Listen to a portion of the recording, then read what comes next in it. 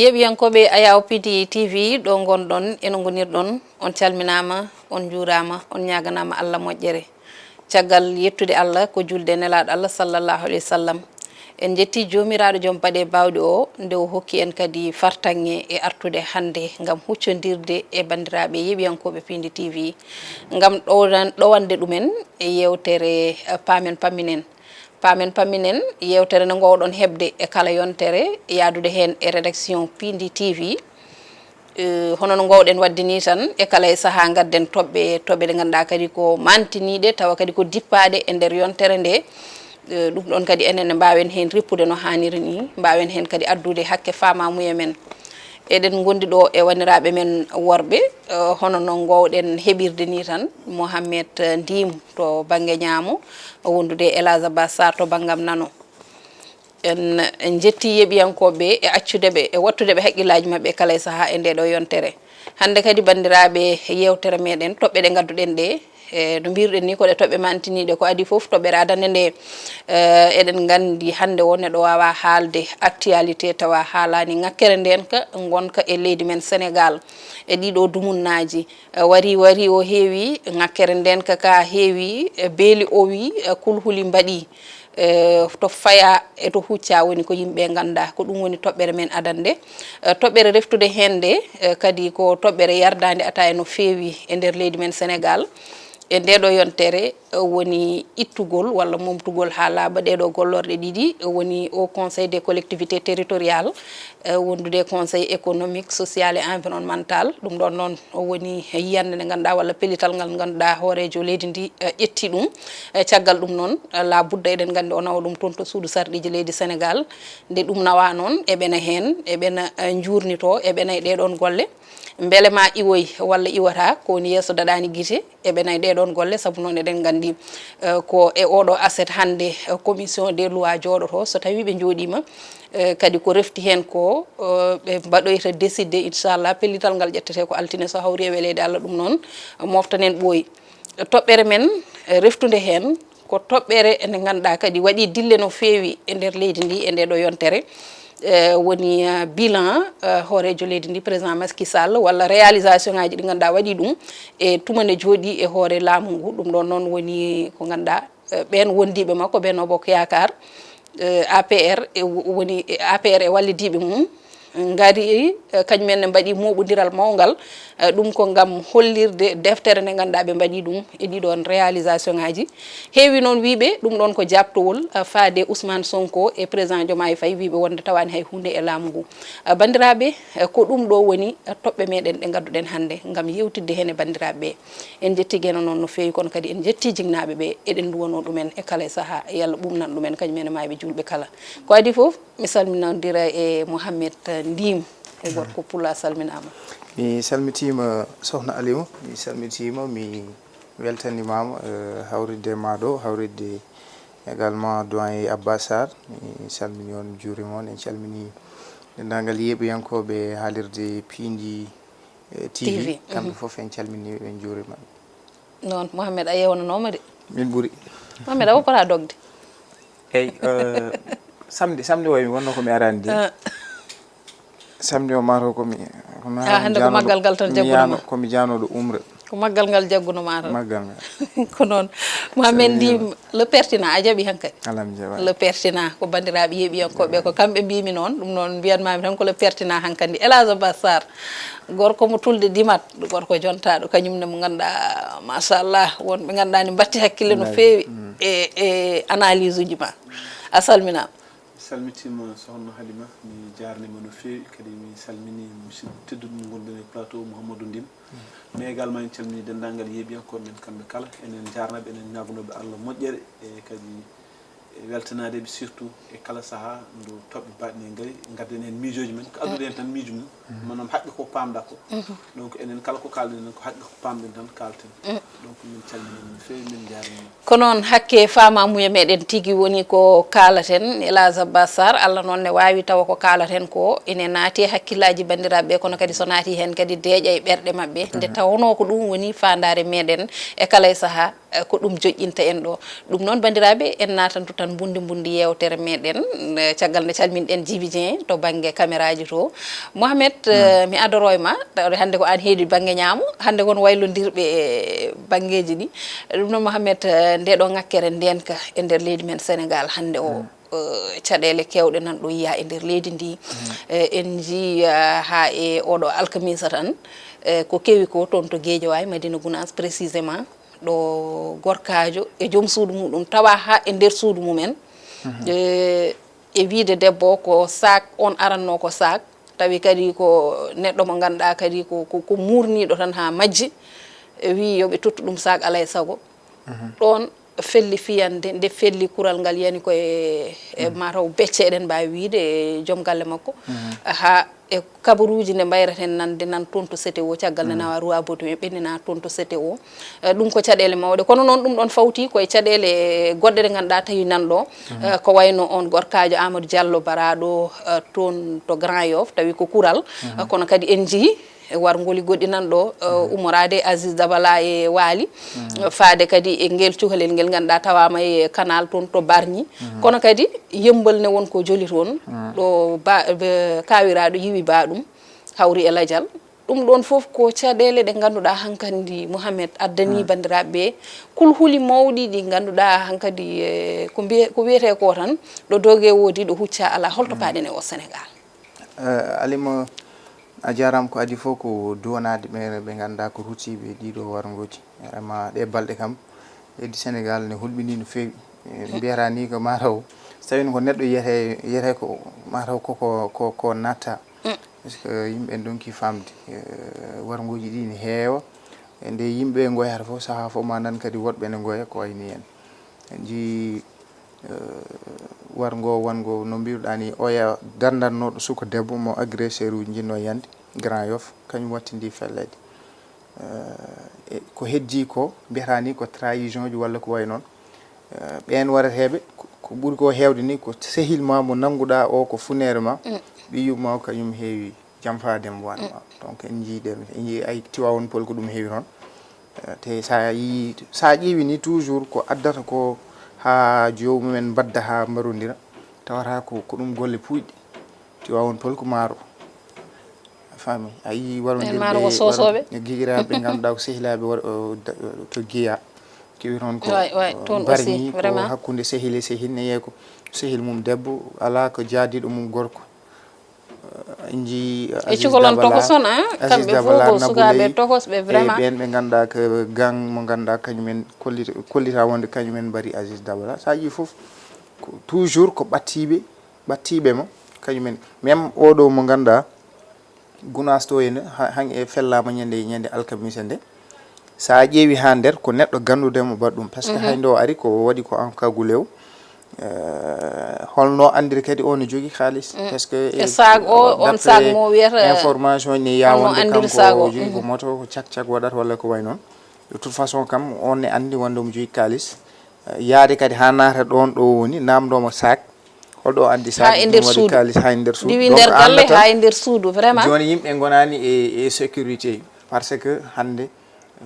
sa ƴeewi waɗoɓe ɓe ko yimɓe ɓe ganduɗa ne janggi en ne gandi en no gurduɗen e ko way noon donc aɗa andi neɗɗo so yiiɗi so sominima bonande tawi ganduɗomo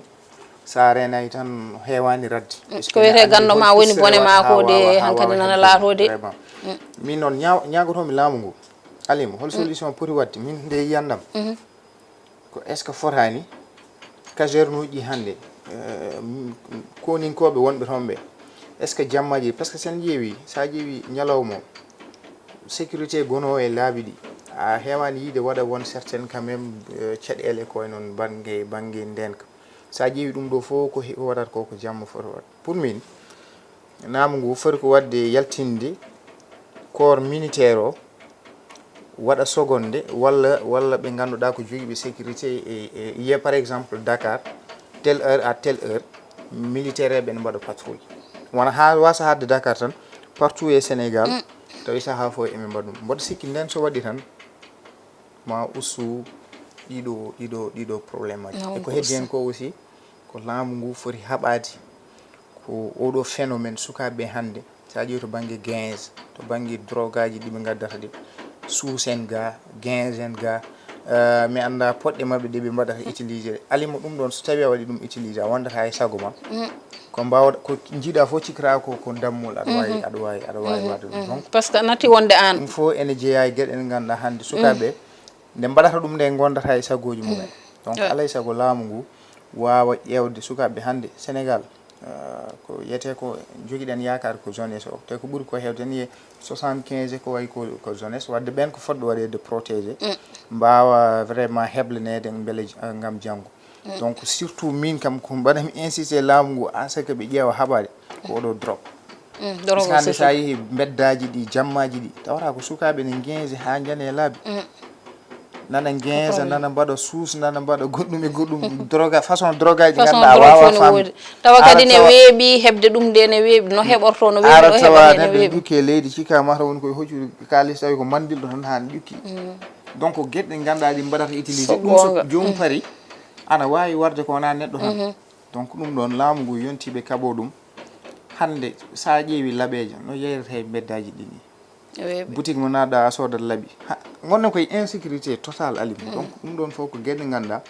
laamu ngu kañum nen jogui hen responsabilité jinnaɓe naam ene jogui hen responsabilité hakkude ɓiɗɗo e jinnaɗo to banggue éducation holko poɗɗa wadde inculqué ɓiɓɓe ha janggo jaam wooda no wayi laamu ngu ko wasa nadde e wone gueɗe responsabilité fewde kadi e ɓesgu mum ko noon Mohamed ndima yiyande ma hormama mbiyen machallah Elhadji Abbas Sarr hande o ɗeɗo caɗele hankkadi yimɓe kuuli beeli owi ñanden a waɗi ɗo reportage mo ganduɗa walla récit mo ganduɗa ko artude e ɗi wargol ndi ganduɗa moni foof ko ɓurɗo ɓadade ɗum hande ɓuuri wawde warde ɗum kono hande o kadi eɗen jogui caɗele laɓɓe nani hen ko gonga kono noon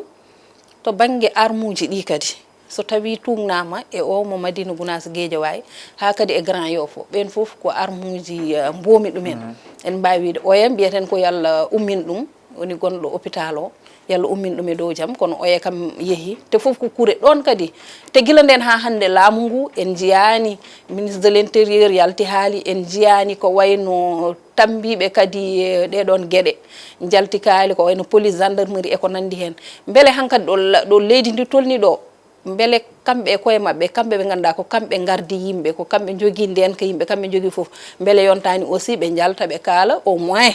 pour deññude haqqillaji yimɓe ɗi hayso seeɗa e tawi ɓe gandi tawi eɓe gandi ke ɗum e puɗɗum wadde foti ƴewede est ce que ɓe gandi kamɓe so daga waɗi e poti yaltude ɓe kalana yimɓeɓe eɓe deñña haqqillaji yimɓe ha nden so tawi eɓe gandi ɗum ɗum woni namdal ngal bon heddi ko min somi arti c'est à dire caɗele ɗe ko on woni comme par exemple hande Sénégal ene waɗi vente goto mo ganduɗa vente d' arme taw ko arme blanche a faami walla arme bawɗo wonde foof a faami te taw on ɗon vente ko façon vente clandestine manam aɗa andi port d' arme saɗa jogo ɗum moƴƴi ko surtout arme à feu moƴƴi ko jaaha ha jettoɗa e au ministère ministère de l' intérieur a faami ha keeɓa ko ganduɗa hoorema yamirore an aɗa foti wawi ɗum jogade walla aɗa wawi jogade mais so tawi comme par exemple walla aɗa foti ɗum wawde sodde ni a faami est ce que aɗa wawi fodde aɗa foti wawde sodde d' abord ha gaynani beele aɗa foti wawde hutorade ɗum eyyi mais joni comme par exemple hande jeygu ngu min mi arat tan mbiɗa jogui mi ara mi nanda ɗum façon ɓurɗo lesɗude mi nanda ɗum e leydi ndi c'est à dire que sécurité woni ko ala ndenka ka fuɗɗi ko dow ala fof ɗum ndenka woni Sénégal fawti hen noon joni ko neɗɗo weldata fof noon waɗirata kala no weela yeeru ko noon yarata so welama sodde ɗo ko arme baɗɗo dangereux automatiquement yarata sooda sans aucun problème ayi alors que fonno wonde saɗa sooda arme kam mi yataw kam au moins en anda bon holto coɗɗo arme waɗe identifié jangge jaam so caɗele mbaɗi tan ma andi ɗum ɗo holto woni ayi mais malheureusement ɗum ɗon woni ko ala e Sénégal caɗele mawɗe gonanɗe meɗen ganduɗa ma fewde e ngoɗo rendo ganduɗa hoorema hande adni yimɓe ngakkere hoolade hay goto natti hoolade hoore muɗum hay hoorema a natti hoolade sah noon ko jibinoɗa sah noon kadi ko takke ma walla ko ɓallima walla sehiɗ ɗum woni ko mbiyannomi ko hanki hol poɗɗo hoolede tawi ko sirma mo jatta subke kiki jamme ñalam kañum woye janfade mi rutto ar warma on ko musiba gueɗe goñoyel woni réseaux sociaux ɗiɗo ala ko ɓeyde men so wona caɗele surtout kadi ko hen yimɓe guuri ke mbala ko fof ke nder réseau ƴimji ɗum surtout jam fo ke réseau ƴimji ɗum wargo ngo ke réseau ƴimji ɗum kareɗi ɗi ke réseau ƴimji ɗum donc facteur ɗin noon fof ke nder réseau ƴi goni ɗum waɗi à l'époque président Macky Sall wiyano yimɓe yo tinno ƴewto réseau sociaux ɗi nen ɓeydi yallawde e nder Sénégal te yimɓe donki fandugol ɗum konngol te hande yonti yimɓe jurtinto ɗum ƴeewa mi wiyano woto yimɓe kuuta ɗum mais ceen e à bon échéant ɗum ganduɗa hoorema ko ɗo woni ko moƴƴi ko goppen ko ganduɗa hoorema ɗum woni ko fewani ko bonnante exemple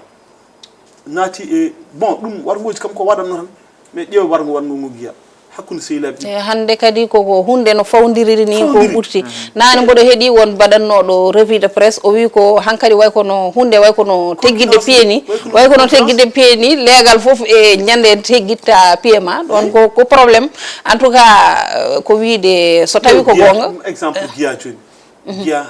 sehilaɓe ɗiɗi ƴetta pak an de sehilma kaɓe mbadde n'importe quoi ɓe ƴetta pak tan mbaɗa e ɗum kono joni laɓɓe ɗe hankkadi ko foti ko mais doyen est ce que mbaɗa ɗum o est ce que nden omo waɗi normal eyi ko ɗum woni ko mbimam ko en général aɗa noon ɗon ko probléme ayi naate boutique aji he ayi na ɗiɗo koluji jeeteɗi e kenkayri gara e kenkayri cooda kol c'est à dire mbimami ko sukaɓe ɗo ɓe mbaɗata ɗo boneji mabɓe ɗo ɓe gonata e sagoji mabɓe doyen laamu ngu yoɓe ay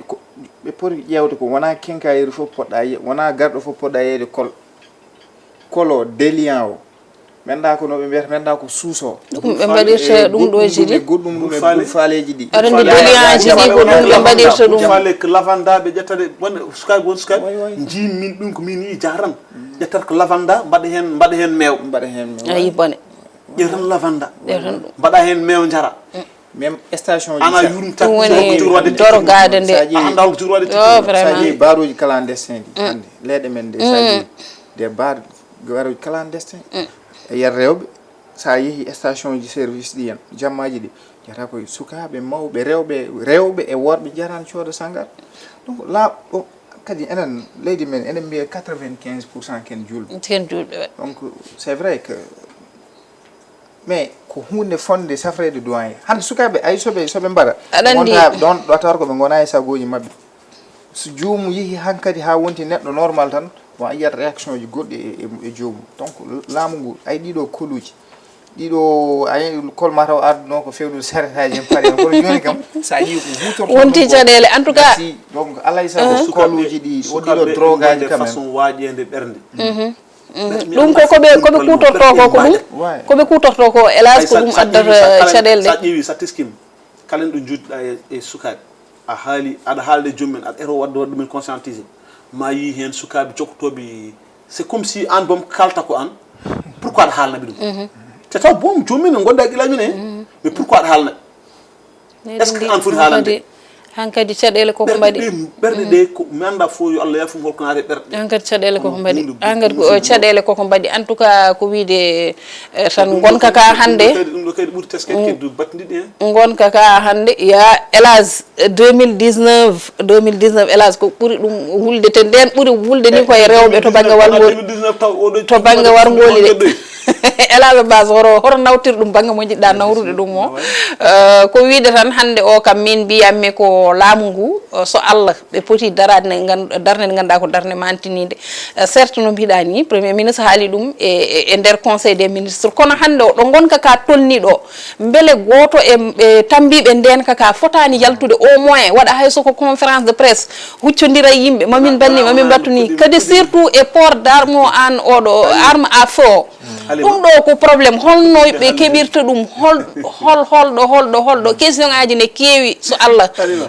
namde ne keewi nde puɗɗimde haali joni dukkuɗamde konngol ko mbima mbiɗa wona namdi kam ɗum mbima beele ɓe gandi ɗum ɓe gondi koɓe ganda neɗɗo saɗa haalunde a kalta ko ganduɗa an jagguɗa koɓe ganda non c'est sérieux I mean won bino ɗoyti est ce que Sénégal hande woni ke oto mbo ala chauffeur ko ɗum haala mawko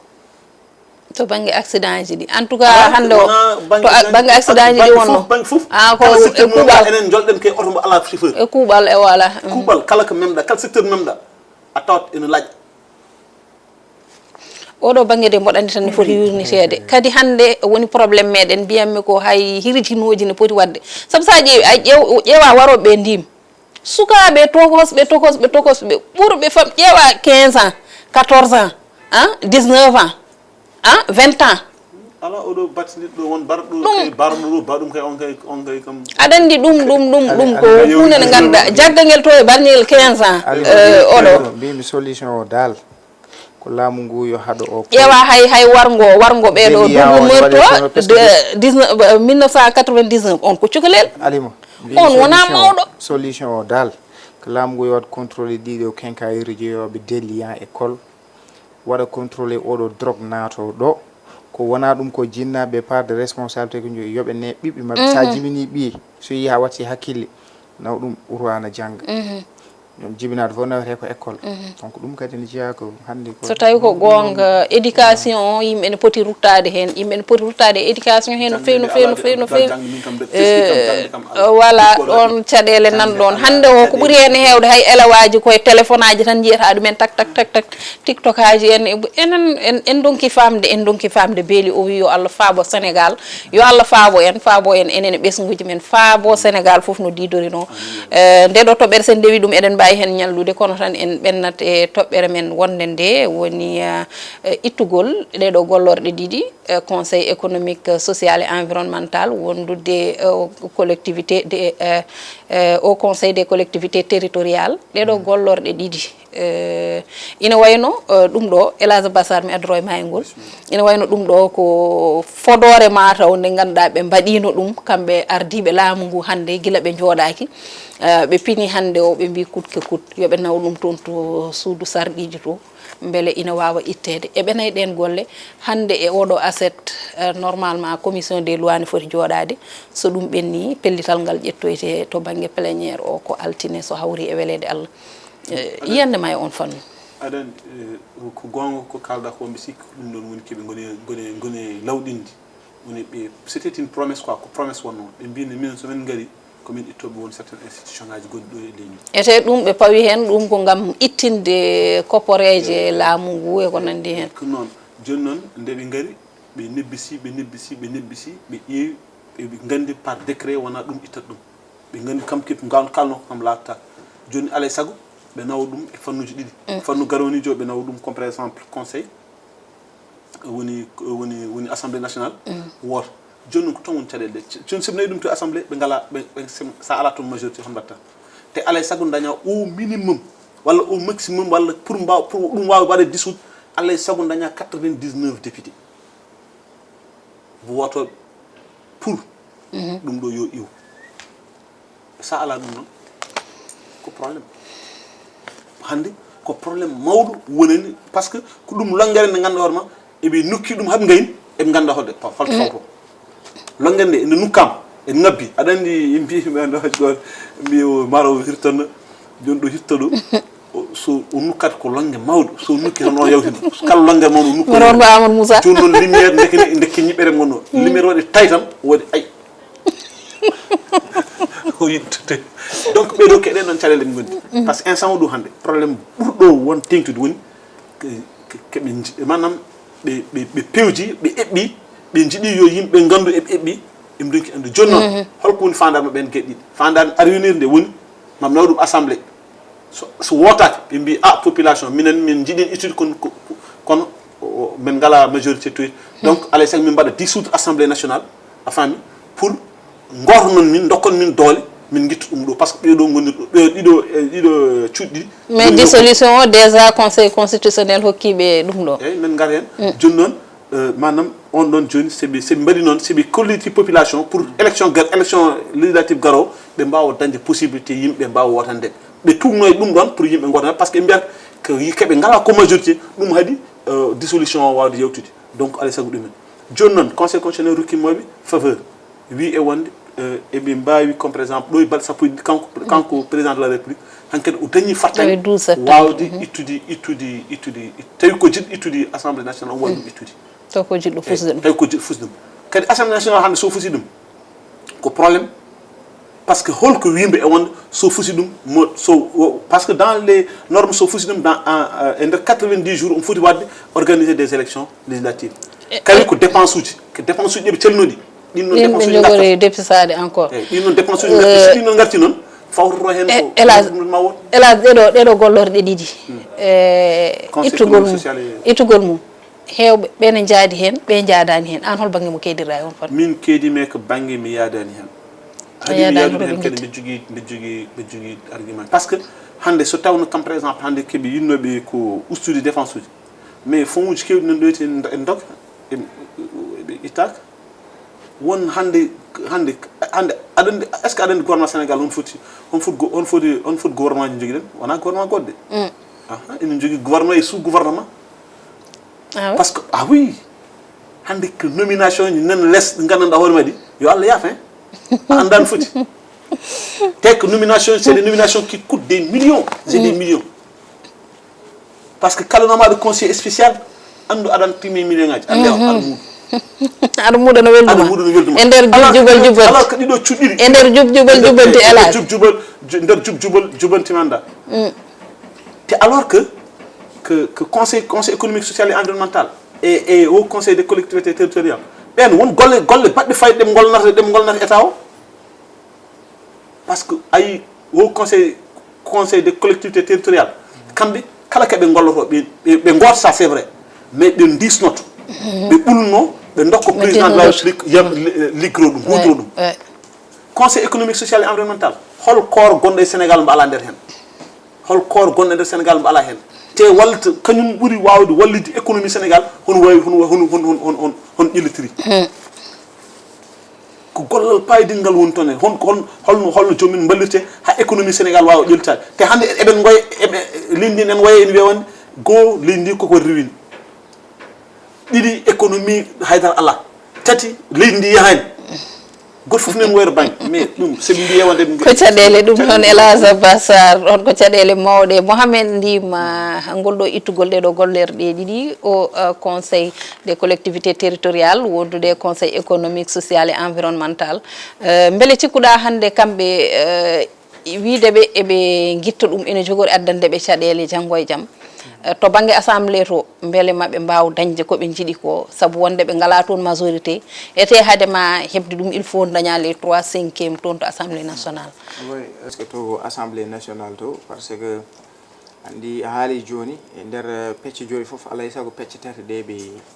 mbawa dañde ɗum doyen haalinani alay saago au minimum ko famɗi ko foof ɓe daña 99 kam fewde dow walla 99 o kamɓe dañi ɗum eyyi joni noon mbete ala planification ɗi mbanno less mbaɗe ala semaji ɗi mbanno ƴammoyde yoga e won député ji ɗi ganduɗa ko Benno Bokk Yakar walla risque gonɗo hen o ko hande eɗen gandi kamɓe e wa tahaw Sénégal ɓe mbemodirta en jii Abba Mbaye ni ñande alkamis o filñitere nde o jogui e ko way noon donc ɗum fof ko des risques mais ko wawi wonde hen foof men gandoy ɗo e yontere fandi e bon to banggue wadde ɓe supprimer mumtude oɗo puisque sa ƴeewi hande conseil économique social et environnemental et haut conseil des collectivités territoriales sa rendini foof ɓura timmani 20 milliards wadde 20 milliards e budget mo ganduɗa ko budget laamu 7000 milliards anan ɗum kam wonani haydara eyyi heddi noon ko hunde ganduɗa ɓe kalin ɗum ko ɓooyi bon kamɓe wadde ɓe mbiyata koɓe mbiyata ko dimo konngol mum taw ko ɗum ɓe jiiɗi wadde mais noon taw woni ɓe poɗanino ɗum yimɓeɓe guila e mbaɗanmi ɓe blâme tan ko ayi leydi normal leydi ganduɗa ana hokki fayida dosɗe mum e luwaji e ko way noon sarɗiji ko wayni sene waɗa kanko président Bassirou Diomaye omo fonno noddude président ardeɓe institution ji ɗiɗon nodde Abdoulaye Daoud o nodde le président de l'Assemblée nationale o nodde Aminata Mbengue Ndiaye o nodde ɓen ɓe ganduɗa ni ko woɗɓe ɓe ganduɗa que les 7 sages conseil constitutionnel kamɓe kala ɓe jooɗo beele ɓe mbawa wadde trouver un terrain d'entente o andinaɓe o totaɓe explication ji labɗi holko woni sababu yidde mumtude ɗum ɗo ma won hen ɓe ganduɗa ma jaade makko wasta walla hayso tawi joomen wonno jiiɗirani kono teddungal ngal hokki ɗumen waɗi ɗumen convoqué ɗum tan ko teddungal hayso tawi ne muuse joomen ma mbawa moftude ɗumen e ɗum ɗo mumen tawi kadi wona réaction ɗi ganduɗa ɗi hiɗen ɗi ɗon ɗonne kadi ko erreur ganduɗa laamu ngu waɗi ɗum heddi haɗen gandi joni aduna men walla mbiyen hande enen leyɗele men politique aji men so tawi en jaadani somi gañima ko mbawɗa wadde fof moƴƴani donc kala ko tawmi ɗum ɗo komi itto haala mbiyami ko mboɗo itto ko jiiɗen e ko wawi wonde hen fof kam ma ɗum laato walla ɗum laatatako e oɗo semaine garo men jii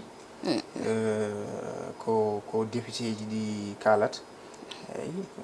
beele maɓe dañ ɓurɓe ɓe hewde walla ɓe ko mbiyata DPG mum déclaration de politique générale parce que ɗo e le 12 septembre hankkadi le président Bassirou Diomaye ɗo jogui prérogative wadde dissoudre assemblée nationale fawtima e ɗum ɗo kono doyen yinni tan so ɗum laataki peut être ko ɗum wonata koɓe jardata ata e élection ji garoji beele ɓe mbawa dañde majorité ɗon kadi won wiyoɓe wonde ɗon aussi ko risque to mabɓe enjeu mawɗo parce que enjeu way ko risque parce que enjeu ko par ce que ɓe ganda so tawima ɓe dañ majorité o walla ɓe dañata ɗon fof probléme enjeu way enjeu majorité jaffuɗa ndin majorité kamɓe koɓe ɓe gandi men ta mbimami garde pouvoir à 54%. 54% way wawa wattude élection dañca ɗum ɗo c'est pas possible tawi noon aɗa andi politique c'est pas possible parce que chaque fois hay soɓe dañtani ɗum ɓe mbawi dañde kam majorité o ɓe mbawami jeune ɓe mbawa majorité assemblée nationale joni ɓe mbawa ɗum hebde mais doyen kalde dañ c'est à dire kalde dañ ɗum kalde dañ ɗum andu sénégal men jogori yaade kaw doyen attention Pastef kaldata attention ko Pastef Pastef wonko woni leydi ndi de en tout cas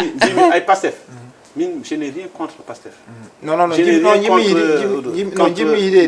contre le régime actuel je n'ai absolument rien contre c'est-à-dire ko analyse tan mbimi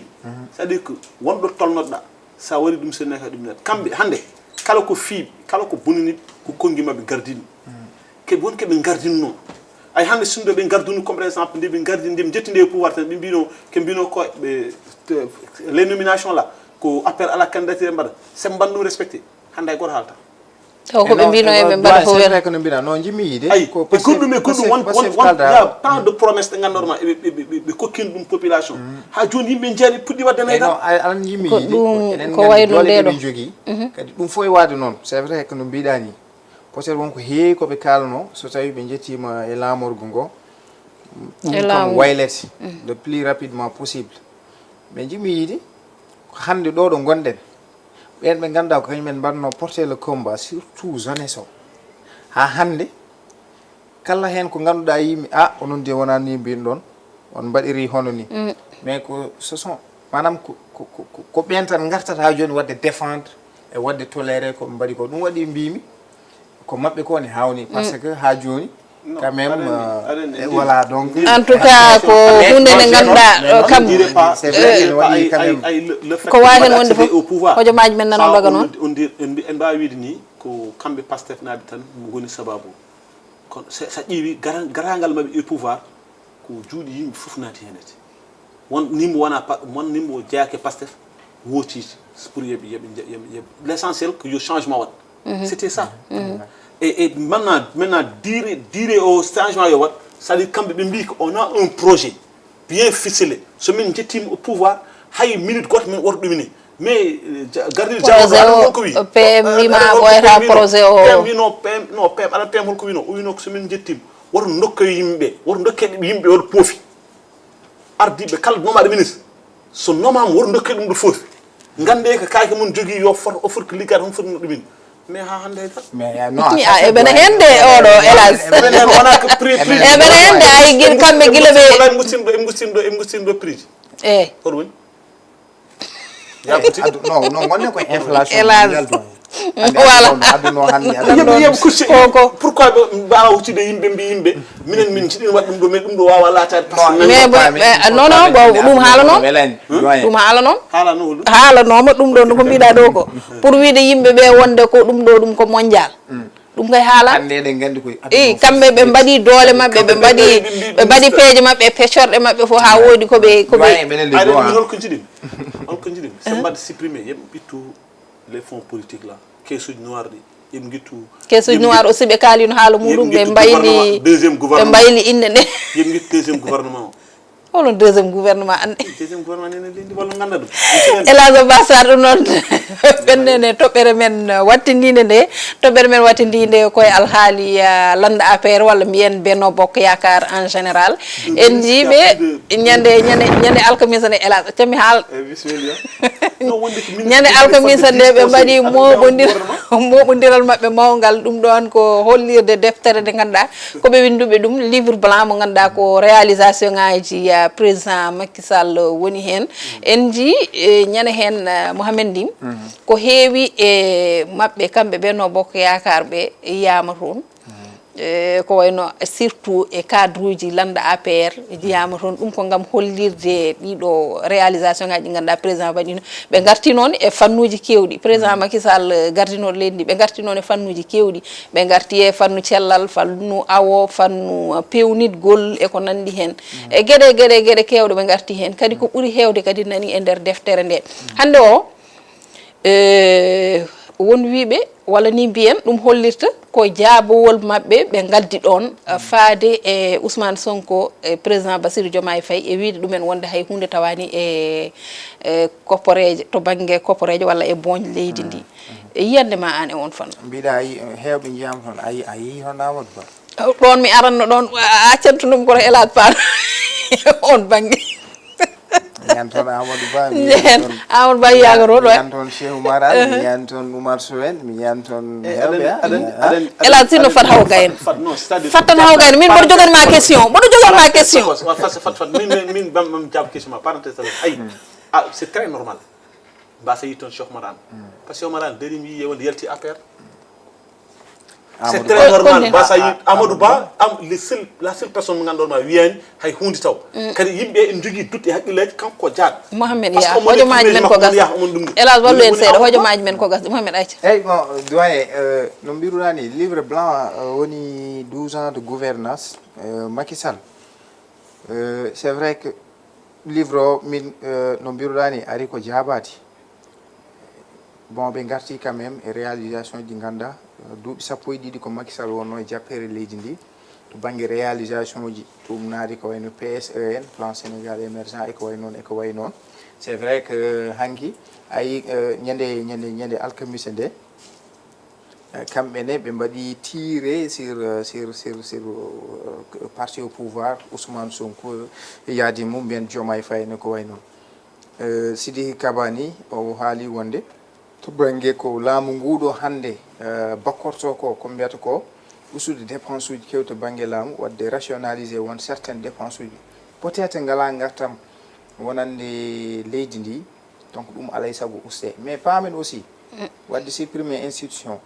yiide mamin ƴettu ngulngal min mbatta ɗum e fannu goɗɗo ala hay impact goto yimɓe kewani yiide hen ni gartam ɗum kadi aussi kamɓe paam ɗum mais garten ga en kanko Sidiki Kaba mo wiya wonde kamɓe ne nde ɓe gari to banggue rationalisation ko way noon 133 milliards temedere e caɓanɗe tati e tati milliards woni ko Macky Sall waɗi guilay ko way noon ndiyam ko wayno électricité wayno auto ji en ko wayno won certaine agence uji ko way noon ɗum foof Macky waɗin ɗum te ko hunde ganduɗa c'est des faits factuels Macky waɗin ɗum pour wawde wadde réduire usude dépense uji kewɗi laamu ngu voilà heddi noon livre o no mbiruɗa ni omo waɗi politique si bo aɗa andi nden ñande heccanki alkamis o ɓe mbaɗi tiré no feewi e camp Diomaye e Sonko Oumar Youm heeɓi haalde ɗon haala jalnika o yi paade e nguɗo laamu innude ɓiɓɓe ɓe jibinaka donc aɗa ɗum ko haala ɗum ko haala donc jiɗe livre o c'est vrai que peut être o ari wadde ko mbiyata ko ɓeeto golle ɗe Macky Sall ko innude ɓiɓɓe ɓeɓe wona ɓe jibinaka de innude ɓiɓɓe ɓeɓe jibinani ɓiɓɓe ɓe jibinaka taw ɗum ko haala mo ko wonɗon yo manam ɓiɓɓe ɓe innama mais ɓiɓɓe cuwa jibinen taw ɗum ko haala mo ko wonɗon walla ɓeɓe jibinani c'est à dire tawa ko ɓe innata ɗon ko ɓe mbaɗata inauguré ko président ko kamɓe ardinoɓe ɓe ko kamɓe jeeyi ɓen ɓiɓɓe ɗum noon ko continuité e laamu ɗum ko flèche uji Oumar Youm mais bon livre on e jilli bon ɓe dañin occasion wadde tiré kamɓene e Diomaye e Sonko walla yiide ni livre o woni livre blanc 12 ans de gouvernance répond Macky répond à Sonko et Diomaye Faye yiide tan wonande livre o nana jabtoɓe mais kamɓene maɓe kolli tan wonde ha joni ndeke ɓen ɗo eɓe mbaɗi bloc darade yiide wonde minen mamin jattino e ɗiɗo kuure ɗe ganduɗa oɗon beddo ɗum e Macky Sall minen mamin daro on minen e min ɗo ha joni eywa livre o manam ko beele ko tonga hen ko fof ko noon walla wona noon donc ɗum ɗon e min mi wawa ɗum jisde joni nde tawno ɓeɗo koɓe gari ko nana lebbi joyyi koɓe jooɗi e jappere nde puisque eɗen gandi ha joni won rapport aji jaltani won audit uji suwa taw eko way noon donc ɗum ɗon mboɗo sikki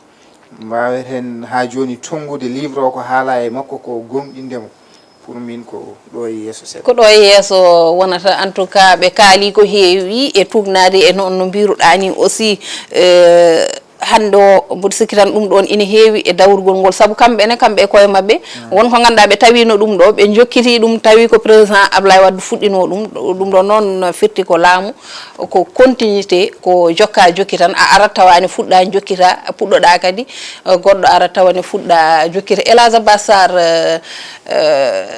to banggue mo puɗɗinoɗa joni o walla ni taw ko ndin fuɗɗi ɗum mbiɗa aɗa jumpa ɗon en jii oɗo ngal ɗon moɓodiral ngal ɓe mbaɗi ñande alkamisa nde hewɓe gari kono kadi won jeeso ɗe ganduɗa jiyaka a haali joni ko wayno Cheikh Oumar Anne en kañumen ko wi ɓe jalti e APR ko wayno Aliou Sall en kaali ha laaɓi kañumen fof mbi ko jalti e woɗɓe kono kanko Amadou Ba ha hande omo deƴƴi o haalani taw kono noon kam ko ɓuuti holliri hen sahaji aɗa yiya hunde hayso jomum haalani aɗa foti andude ko foti wonde ko ɗum ko banggue kono kadi hande min mbiyanmami ko Elhadj beele kamɓe so tawi ko jaabuwol beele ɓe leelani to banggue oɗon stratégie politique ne ɓe leelirni jaadaki ni par ce que ɗum ɗo président Macky Sall walla kamɓe gouvernement gonnoɗo ɗo woni Benno Bokk Yakar e APR kamɓe ɓe ganduno ɗum ɗo président Macky Sall waɗi ɗum réalisé guila bien avant kamɓe ɓe gandi ɗum te guila nden eɓene jooɗi eɓe nden ɓurno welde haalde par ce que nden plateau ɗi kala plateau mo surtout ni e nder campagne mabɓe bien vrai que campagne mabɓe en jii caɗele ne wonno hen sababude candidat to banggue candidature o candidat cuɓaɗo e ko nandi hen aɗa andi candidature o ari ko batte caɗele mum foof ari tan ko batte ko karele interne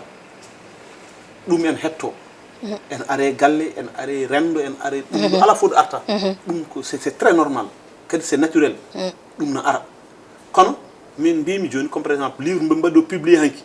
taw tan ko haala Allah keɓe kaali ko no wayno yuɓɓude e ngarude e welde hanki se mbanno ɗum défendre bien avant nden président Macky Sall yawetaki nden président Macky Sall dañca caɗele mi salaki mbaɗi kono yooɗi kono sinno min waɗanno c'est trop tard Elhadj est ce que ɓe kaali livre o fof ko noon yaari kadi eyi en tout cas politique kam eɗen gandi enen foof eɗen gandi dawrugol haala koye livre o ken Sénégal naaji ɗo gonɗen en gonna sukaɓe 2012 ko ɗo tawi men enen gandi réalisation holko waɗa e réalisé e waɗaka réalisé sa jangui deftere nde ha gasi ha laaɓi aɗa saɗa haala kalɗaka hakkude ma e Allah aɗa andi keɓe kaali ko presque somi wawi wiide 100% mais 98 ou 99% ɗi ko gonga en woodi a faami heddo noon ko alay saago mbaɗa hen ñambas ɓeyda hen jimbo ɓeyda hen n'importe ko aɗa andi jimbo ari tan ko ɓeydude barmi kono kam hatta barmi welde ɓayde sa waɗi hen lamɗam tan welata en tout cas Elhadj to banggue wasde arde de comme par exemple gardigu wasde arde comme par exemple ko wayno Amadou Ba en Amadou Ba goto tan mbaɗan hen pelet mi feltamo ni mais mbeɗen kanko no wonɗo woni wonko woni dow kono heddiɓe ɓe garani ɓen kay ko ɓe nari min ko ɗo gonno mi letti wonde hen ɗum kam sa are on ɓen so gari toon bon pour ko fiyete ɗum ne famni parce que a are ka jene sa are garɗa ka nodda walla ko nandi hen en tout cas ko wawi hen wonde fo Mohamed hankkadi hojomaji meɗen ko gasɗi ha laaɓi kono tan koɓe kaali ko e livre he ko foof won hen kam vraiment ko ganduɗen kam yimɓe memiri juuɗe mumen kadi won hen ko ganduɗa fawama yimɓe pawi hen guite mumen to banggue réalisation ngaji président Macky Sall hay goto wiyata o liggaki leydi ndi ala ɗum neɗɗo wiyata noon so tawi a wi noon peut être mbiruɗa noon ko politique kono to banggue pewnugol kay e banggue réalisation ngaji goɗɗi kam ko heewi so tawi ko gonga woodi ko waɗi kono caɗele ɗe tan kanko laamu makko ngu caɗele ɗe ko caggal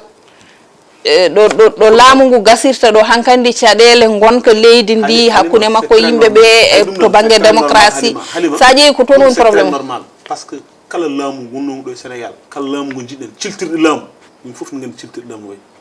ciltirɗe laamu heewi ko benke ñanke non mais doyen so tawi kadi andi waddi alay sago hojomaji men gasi ha laaɓi sel tan wadde jaɓanen nguɗo laamu et sur certaines questions ji ɗiɓe kalata non ciltirɗe ɗe haali joni en jiiɗo ciltirɗe ɗe so tawi ko gonga probléme ciltirɗe ɗe waɗi probléme yimɓeɓe ay laamu kesngu ɗo régime Diomaye oɗo e ponno nawde yimɓe yeeso ɓe mbasa ruttinde yimɓe caggal aɗa holno nawrata yimɓe yeeso woni kala keɓe kalno ɓe gomɗin ɗum walla ɓe eto gomɗin ɗum mais kamɓe ɓe puɗɗiri kala keɓe kalno won hen kadi ko weɓirani noon tawi en mbino en jiiɗo commission d' enquête parlementaire pour le report des élections en jiiɗo loi d' amnesty a yiya ɗum ɗo ni ɗum ɗon fof wona eɗen ñuumbe less ɗum ɗon fof ko caɗele ɗe ganduɗa ko ciltirɗe ɗe manuel wadde kay ciltirɗe ɗe ay ɗum ɗo joni kalɗa koɗo ko limtuɗa koɗo joni kalɗa ko limtuɗa koɗo joni woni accord mo ganduɗa hoorema woni oɗo campaniel o e report élection ngaji ɗi e ho goɗɗum won goɗɗum ko cimtunoɗa joni joni ɗiɗo foof accord aji mabɓe nen hen e wadde kay ɓeeɗo koɓe kamɓe eɓen hen e jaɓanemɓe kono kadi en tout cas eɓen hen min de par ce que kala ko haala faveur te kamɓe ɓe jaɓino par ce que ayi Ousmane Sonko wona wiyano wona a nanani ɗo wiyama on Ousmane Sonko jaaɓi omo jaɓno e jaɓɓe yo élection ngaji mbaɗa reporté wala nani Elhadji Abbas Sarr hojomaji meɗen gasi ha laaɓi bandiraɓe ko ɗeɗo toɓɓe gaddunoɗen hannde paamen pamminen e oɗo aset kadi machallah bandiraɓe mboɗo sikki tan woodi ko keeɓi hen to banggue humpito Mouhamed konngol ma mbayni ko ay alima ko yettudema no fewi e ɗowgol émission ngol e weltanade kadi bandiraɓe no fewi so Allah eɗen dañi hen des retours ɗi ganduɗa ko mbaɗi fayida wadde hollita tan ko yimɓe ene mbatti hakkille mumen no fewi e oɗo pinen pamminen paamen pamminen on tan pour ma yanade kafe raw donc ko weltanade no fewi weltanade doyen Abbas yiide tan en dokkodiɓe rendez-vous aljuma paɗ sahawre weleɗe Allah samedi inchallah aset paɗ sahawre weleɗe Allah ko noon Mouhamed ndima Mouhamed a yarani kafe noon a yarani kafe de a daɗama ñalawma kadi no yamni ko Ama Moussa wiyatno ham so neɗɗo watti jawdir samedi aljuma kala hélas ko ngol ma mbayni ko weltanademo Halima weltanade aussi bandiraɓe e wiide kadi yooɓe jokko commentaire uji par ce que ɗum ɗon woni point fort o kala en ɗiɓe jiin waɗi fayi soɓe kalni hen men eto au moins surtout rectifié vraiment ƴewde ko ganduɗa hoorema ɗum ɗon woni ko nafata rende ɗuminen kadi surtout noon ɓe mbasa kadi wadde pointé neɗɗo e nokku min ñaguima tan ko kala nde ɓe mbaɗa pointé yooɓe jaggu tan ko analyse way noon quoi par ce que ko analyse tan mbatta ay goto gonnani rek wadde analyse ko jiiɗa ko nanɗa ko pamɗa kadi neɗɗo kadi ko haqqe famama mum tan haalata so Allah ɗon ko gonga Elhadji Abbas Sarr mais hande aussi jaltata ɗo makko Diallo rew ɗo eyyi ko Diallo Diallo jarama an kam mbaɗa andi annene Diallo ma taw o jogori ko rewandema ɗon alay saago ɓurnuma saabu an ñande foof a yejjittama ko wona ɗum ko noon ko wona ɗum Mouhamed fedde godal eɓen jogui assemblée générale hande oɗo aset kikiɗe so hawri e welede Allah bandiraɓe hoto hay goto manque hay yiɗɓe kadi jeeyede kadi e goomu ngu ɓe mbaɗa feere ɓe gara godal goomu daraningu leñol n'est ce pas e gardugol Ousmane Makali machallah mbaɗo hen golle payodinɗe kono kadi ina hen terɗe ɗe ganduɗa ko payodinɗe saabu so tawi wiyama Hamme Amadou Ly en wiyama Amadou Seydi Ba en professeur Nalla Kane en Basir Kebe ñaguiɗo duwa o kawam ñaguiɗo duwa o voilà Bathia Ba en ko terɗe ɗe ganduɗa machallah jeese aussi weltanade hande dañi kadi kangue maire ganduɗa ko Ibrahima Sarr o Faye Fox machallah ganduɗa ko woni ko dowlaji dentuɗi gandan je adibi wadde initié nanude pulaar e clavier tawi so walla google sa naati toon to banggue traduction mbar ko translate wawi hebde pulaar e ganda ɗum fuɗɗima machallah donc waɗi hen golle pawdinde on hande kadi en tawe godal voilà machallah wadde firti ko jeese mawɗe goni e godal ɗum noon godal ngal ɗon goomu daranigo leñol hayso woni noon liiduɓe kam ardinde ko wayno Ousmane Makali en ne hawni seeɗa kono tan machallah yoɓe mbad feere bandiraɓe fof ina nodda taw ko toon to siège mabɓe to Pikine Icotaf cité enseignant voilà galle Amadou Seydou Ba ko noon ɗum noon ko tali bu mag effectivement ko tali bu mag woni ko Pikine mais ngol watte ko cité enseignant no mbiɗani voilà toon woni siège mabɓe voilà ɗum noon ko noon bandiraɓe en beltanima Habsatou Ly on banggue omo waɗa coordonné gueɗe ɗe no hanniri ni bandiraɓe gasi ko ɗum ɗo gaddunoɗen e pamen pamminen kala hen ko woni perguitte en jafnima bandiraɓe kadi ko woni hen kadi ko feewi foof en beltima nde tawno ko ɗum woni fandare men ko weltindeɓe fandare men ko fammindeɓe eɗen mbiyaɓe kadi eɗen batti hakkillaji mabɓe no feewi message uji ɗi ganduɗa eɓe nelda en ɗum eɓe binda ɗum e kala e saaha ɗum kadi ne walla no Elage Abbas Sarr wiri ni en jetti Djiby Dieng to banggue caméra banggue montage en jetti Ali Fall aadi men so hawri e welede Allah e pamen pamminen ko aset paaɗo ɗo e nden enen kala yo en gone jaam on jarama